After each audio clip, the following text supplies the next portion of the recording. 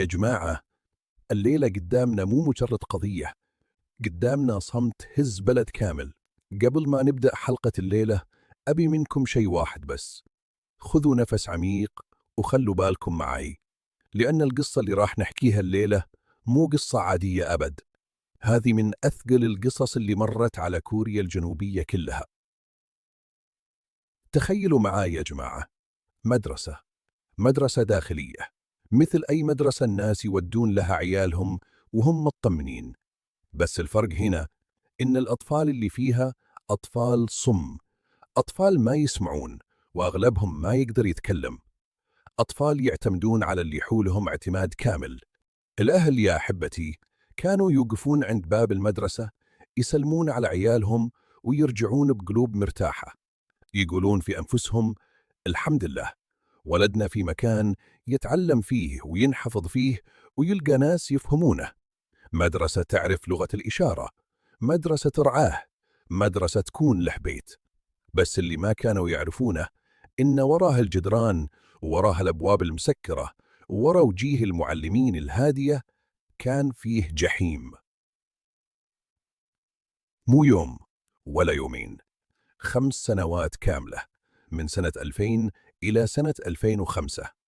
أطفال يعيشون الخوف داخل المكان اللي المفروض يحميهم. أطفال ينامون وهم مكسورين ويصحون على نفس الرعب كل يوم.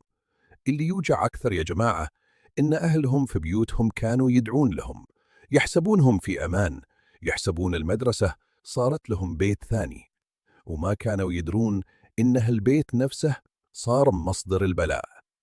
مدير المدرسة، مساعد المدير، معلمين، رجال مفروض يربون الأطفال وليحفظونهم، هم نفسهم كانوا سبب العذاب.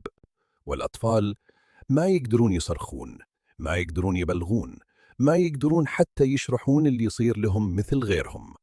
كانوا محبوسين داخل صمتهم، ومحبوستين معاهم الحقيقة. اللي خوف أكثر أن الموضوع ما كان سرا صغيرا، لا، ناس كثير كانوا يعرفون.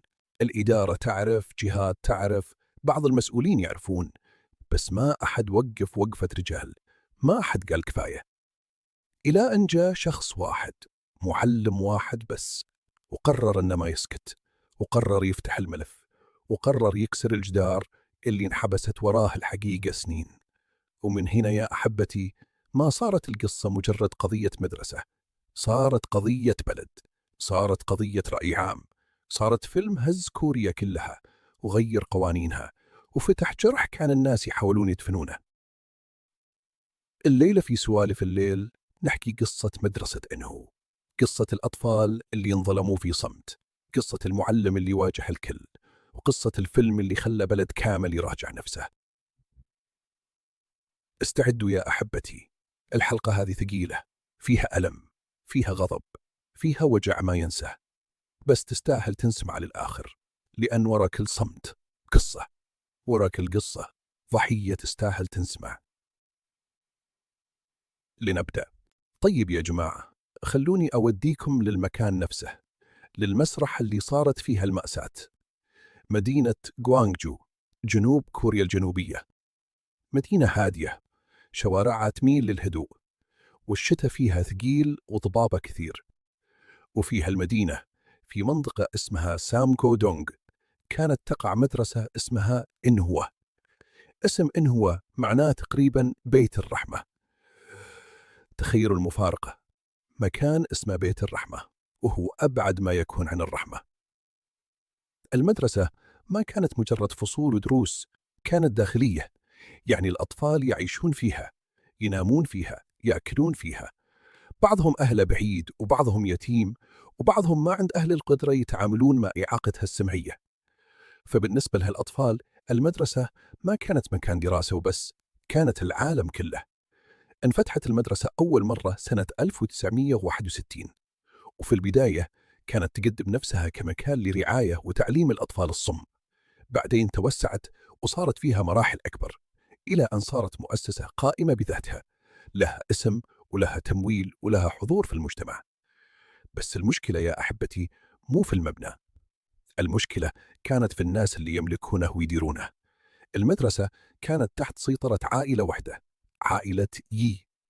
الجد أسسها وبعدها استلمها عياله، وبعدهم صارت بيت الأحفاد. كأن المدرسة إرث عائلي، مو مؤسسة يفترض تكون خاضعة للمحاسبة.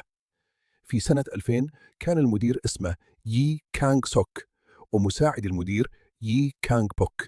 والأغرب أنهم كانوا أخوين توأم، أولاد مؤسس المدرسة. يعني السلطة كلها تقريبا كانت محصورة داخل نفس العائلة. ظاهر المدرسة قدام الناس كان محترم، الناس يشوفونها مكان كير، مكان يخدم فئة ضعيفة، وكانت تستقبل دعم من الحكومة وفلوس ومساندة اجتماعية، والناس تمدحها. بس لما انفتح الملف بعدين طلعت أشياء قديمة تخوف. يعني اللي صار من 2000 إلى 2005 ما كان أول سواد في تاريخ المكان، لا، كان امتداد لشيء أقدم.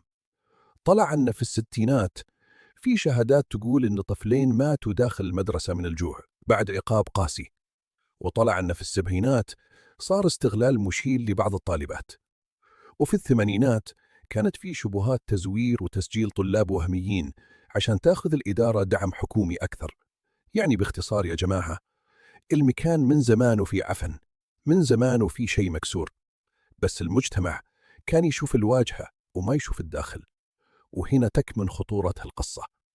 لما يكون المكان مخصص لفئة ضعيفة ويصير تحت إدارة ناس عندهم نفوذ، ومع الوقت يتعود الكل على السكوت، تتحول المؤسسة نفسها إلى قفص. الأطفال دخلوا المدرسة وهم يحسبونها مأوى، والناس خارجها كانوا يحسبونها صدقة جارية وخدمة إنسانية. بس الحقيقة إن كثير من اللي كان يصير داخلها ما له علاقة لا بالتعليم ولا بالرحمة. ومن هالمكان تحديدا يا أحبتي بدأت تنكشف أفظع التفاصيل، مو عن حادثة وحدة ولا عن شخص واحد، عن منظومة كاملة. المشهد اللي جاي يا جماعة هو الأصعب، لأنه يكشف وش كان يصير فعلا داخل الجدران اللي الناس وثقت فيها. والأخطر أن اللي صار ما كان مجرد حادثة، كان بداية سلسلة أسرار ما حد كان يتوقعها. يا جماعة قبل ما أدخل في هالمشهد أبي أقول لكم شيء واضح. اللي راح نحكيه الحين مؤلم، بس راح نحكيه باحترام، بدون تفاصيل رخيصة وبدون ابتذال، لأن الحقيقة لازم تنقال، لكن تنقال بكرامة. من سنة 2000 إلى سنة 2005 كشفت التحقيقات أن عددا من المعلمين ومعهم المدير ومساعده كانوا يعتدون على الأطفال داخل المدرسة. مو حادثة عابرة ومو غلط فردي، تكرار مستمر في بيئة مغلقة، وضحاياها أطفال ما عندهم وسيلة سهلة للدفاع عن أنفسهم. التحقيقات الرسمية أثبتت على الأقل 9 حالات موثقة، 9 ضحايا موثقين رسميا، لكن كل المؤشرات كانت تقول أن العدد الحقيقي أكبر بكثير. أعمار الضحايا كانت من 7 سنوات إلى 22 سنة. 7 سنوات يا جماعة، طفل لسه في أول عمره. وين كان يصير هذا كله؟ في الحمامات، في المكاتب الإدارية، في غرف المسؤولين، في أماكن داخل المدرسة نفسها. المكان اللي مفروض يعطي الطفل أمان صار هو نفسه مكان الخوف. وبعدين يطلعون قدام الناس كأن ما صار شيء، يدرسون ويبتسمون ويتكلمون مع الأهالي ويكملون يومهم بشكل طبيعي. وهذا أكثر شيء يخوف في الجرائم اللي تصير داخل المؤسسات، شكل الحياة الطبيعي من برا والخراب من داخل. يمكن أحد يسأل ليش ما تكلموا الأطفال؟ والجواب هنا يوجع. أولاً، هالأطفال صم، كثير منهم ما يقدر يعبر بسهولة مثل غيره. وثانياً، الناس الوحيدين اللي يفهمون لغتهم داخل المدرسة هم نفس الكبار اللي عندهم سلطة عليهم. تخيلوا عجز الطفل لما يكون باب النجاة نفسه بيد اللي يخوفه. ثالثاً، المدرسة داخلية، الطفل عايش هناك ومربوط بالمكان وبالناس اللي فيه وبنظامه اليومي.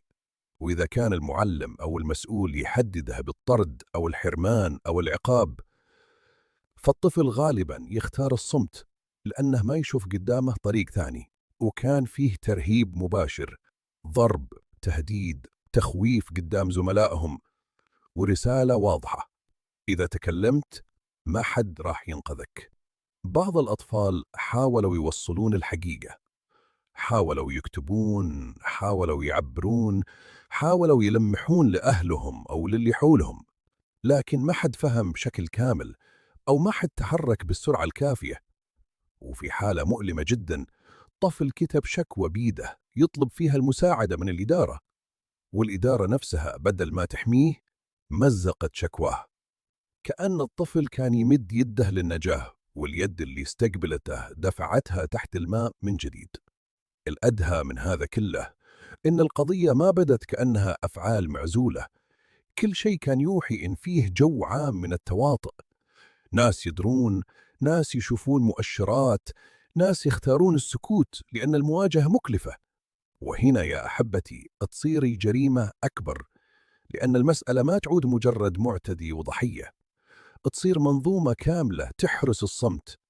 وفي وسط هالظلام كله كان في أطفال يكبرون وهم شايلين داخلهم خوف ما ينقال وجرح ما يندمل بسهولة. أطفال المفروض يتعلمون ويكبرون بأمان، صاروا يتعلمون الخوف قبل أي شيء ثاني. 6 سنوات تقريبا يا جماعة، والباب مسكر، إلى أن جاء شخص واحد وشاف أن السكوت صار جريمة بحد ذاته. وسط كل هالصمت ظهر شخص واحد قرر إنه ما يسكت. يونيو 2005، التاريخ اللي بدأ فيه الجدار يتشقق. في ذيك الفترة جاء معلم جديد إلى مدرسة إنوا اسمه جون يونغ سوب. رجل هادي داخل المكان بنية نظيفة، كان يبي يشتغل ويفيد ويساعد أطفال محتاجين. ما كان يدري أن دخوله هالمدرسة راح يقلب حياته كلها. من أول الأيام حس أن في شيء مو طبيعي. كان يشوف خوف زائد في عيون بعض الأطفال، توتر غريب إذا مروا قريب من بعض المعلمين، صمت أثقل من المعتاد. وصار عنده إحساس إن في شيء أكبر من مجرد مشاكل سلوكية أو رهبة مدرسية. وبعدين جاه اتصال غير كل شيء. طالبة تواصلت معه وقالت إن في كلام عن اعتداءات داخل المدرسة. بالبداية كان الأمر صعب التصديق، لأن العقل يرفض بسهولة إن مكان مخصص للأطفال الصم يتحول إلى مكان أذى. لكن بعد ما سمع بدأ يربط الإشارات ببعض. قرر ما يتجاهل، حاول يتواصل مع الأطفال، وبالتدريج بدأ يسمع منهم اللي كان مخبى سنين، شهادات ثقيلة، كلام طفل ما يطلع بسهولة، لكنه إذا طلع يهز اللي يسمعه من جذوره. من المعلم جون ما قدر يسكت، راح للإدارة، بلغ، طلب تحقيق، طلب وقف اللي قاعد يصير. وكان الرد بارد ومريب ومليان رفض. قالوا له لا تتدخل، لا تكبر الموضوع، لا تشوه سمعة المدرسة، لأن اللي اشتكى لهم كانوا هم جزء من المشكلة. بعدها راح للشرطة وقدم بلاغ رسمي، لكن حتى هناك ما لقى اندفاع حقيقي. أسئلة مترددة، تشكيك، بطء، وكان الضحايا مو واضحين بما يكفي، أو كأن ألمهم يحتاج إثبات أكثر من اللازم. بس جون ما وقف، وصل إلى جهة حقوقية تهتم بالنساء وذوي الإعاقة وبدأ يتعاون معهم. ومن هنا بدأت القضية تطلع من حدود المدرسة إلى فضاء أكبر. لكن الثمن كان ثقيل.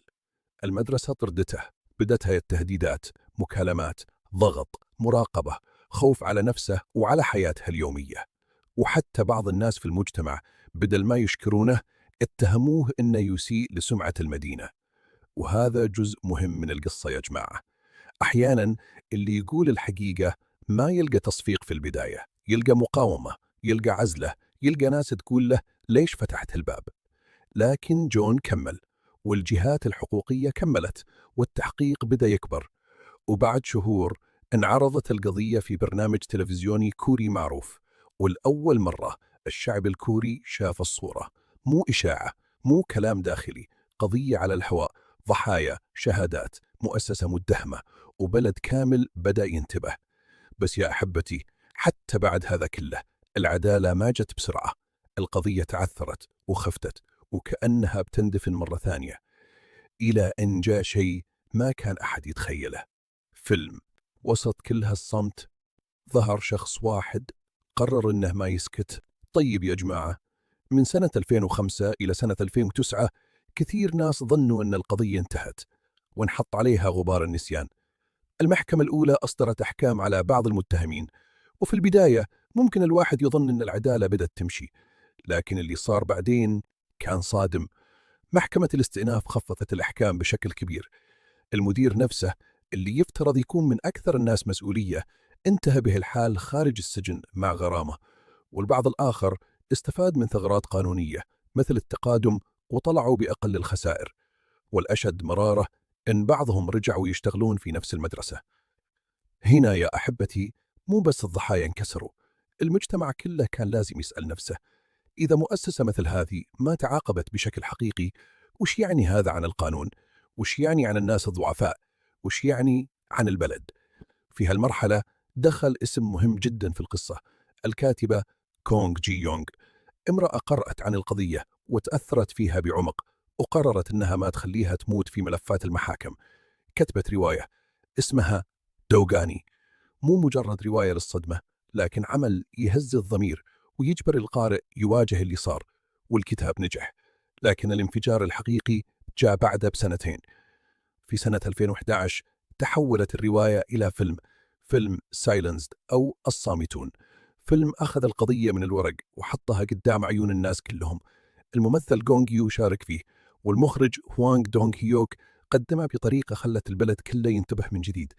والنتيجة كانت هزة حقيقية في كوريا الجنوبية. في أول فترة من عرضه الفيلم جمع ملايين المشاهدات، لكن الرقم مو هو الأهم. الأهم أن الناس بعد ما شافوه ما عاد يقدرون يسكتون.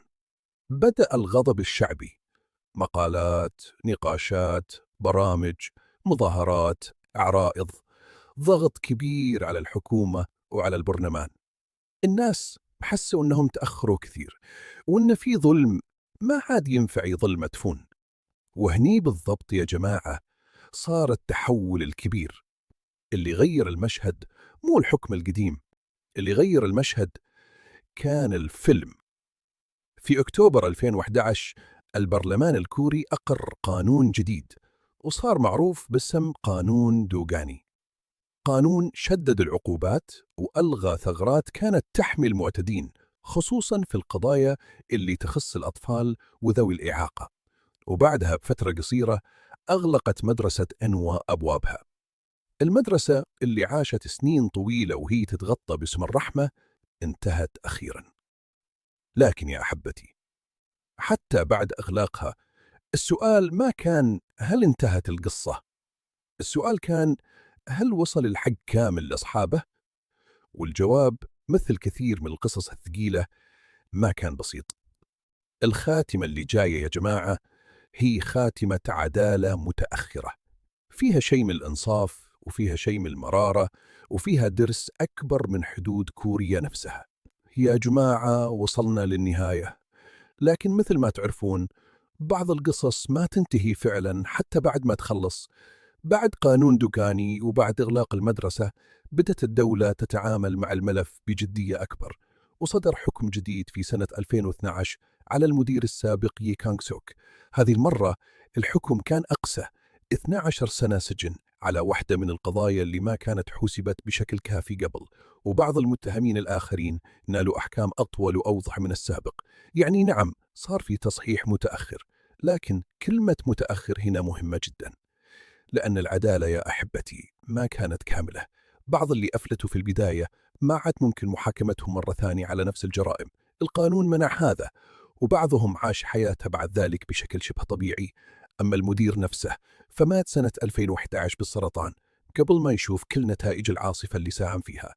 مات وهو ما دفع كامل الثمن المعنوي اللي يستحقه، وهذا بحد ذاته يترك طعم مر في القصة. والضحايا بعضهم تلقى دعما وبعضهم تعويضات وبعضهم حاول يبني حياة جديدة، لكن الجرح ما يختفي بقرار ولا يلتئم بحكم قضائي فقط. في أشياء تظل تمشي مع الإنسان سنين طويلة. واحدة من الضحايا قالت لاحقا كلام يهز القلب: لو يرجع الزمن ما كانت تختار دخول هذه المدرسة. وهذا يكفي عشان نفهم حجم الألم بدون ما نزيد كلمة واحدة. المعلم جون يونغ سوب، الرجل اللي بدأ يكسر الصمت، تم تكريمه بعدين، لكن أجمل شيء فيه إنه ما كان يدور تكريم، كان يبي شيئا واحدا بس: إن اللي صار ما يتكرر. وهذا هو جوهر القصة يا جماعة. مو بس إننا نعرف جريمة قديمة ولا إننا نتعاطف مع ضحايا مضوا، الجوهر هو إننا نفهم كيف يشتغل الصمت، كيف يحمل جريمة، كيف يعطي المعتدي وقت ومساحة وسلطة. المكان اللي كانت فيه المدرسة تحول لاحقا إلى مساحة لها طابع تدريبي وحقوقي، كأن البلد حاول يصلح شيئا مما انكسر. لكن بعض الأماكن مهما تغير شكلها تظل جدرانها شايلة ذاكرة ما تختفي. قصة الصامتون مو عن كوريا وبس، هي عن كل مكان في الدنيا يترك فيه الضعيف بدون صوت، عن كل مؤسسة تستر نفسها بالاسم الحسن وهي من الداخل فاسدة، وعن كل مجتمع يشوف الإشارات لكن يختار الراحة بدل المواجهة. والدرس الثاني يا أحبتي إن شخص واحد ممكن يفرق، معلم واحد، موقف واحد، كلمة واحدة في وقتها ما غيرت حياة طفل واحد فقط، غيرت قانون بلد كامل. لو عجبتكم هالحلقة اضغطوا على زر الإعجاب واشتركوا في القناة عشان توصلكم الحلقات الجاية. وإذا عندكم قضية حقيقية تستاهل نحكيها بالخليجي اكتبوا لي في التعليقات. أنا أشوفكم الأسبوع الجاي إن شاء الله في حلقة جديدة من سوالف الليل. تصبحون على خير يا أحبتي، واذكروا دائما لا تسكتون عن الظلم، لا تغضون الطرف، لأن أحيانا كلمة واحدة في وقتها تنقذ حياة. اللي صار بعدين ما غير القضية وبس، غير كوريا كلها.